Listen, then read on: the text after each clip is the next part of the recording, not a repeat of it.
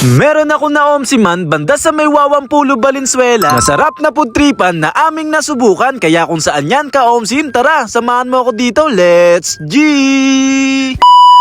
Ngayong araw, meron ako nalaman. Masarap na food tripan kaya't aking pinuntahan. Dito nga lang pala yan sa may Onyeng's Billiard and Cafe na matatagpuan sa may Fermin Alcanar Street, Wawampulo, Valenzuela City. Bilang sila netong 5-star chicken at kanto lang ng Diato 1 Subdivision. Sa mga nakakaalam, sila nga pala yung kauna-unahang nagtayo ng buffet sa may Ubando, Bulacan na Onyeng's Buffet na talaga naman pinipilahan ng mga tao. Dito nga sa Wawampulo ay nagtayo silang muli ng food tripan, kabilang na nga lang dyan ang mga beef mami at pare, mga sisling at mga silog na talaga naman pinupuntahan din ng mga tao. Meron din sila ditong mga inumin at meron din sila ditong 2 billiard na siguradong mag-e-enjoy kayo. Na ito'y malawak nga at ito'y naka-aircon pa. Meron sila ditong unlimited sabaw at unlimited daba hanggat meron pa. Meron sila ditong nagsasarapang mga sisling. Bilang na nga lang sa mga tinikman namin, etong original beef pares at special mami, merong pares overload, merong beef tapa at pork tonkatsu at chicken na laking,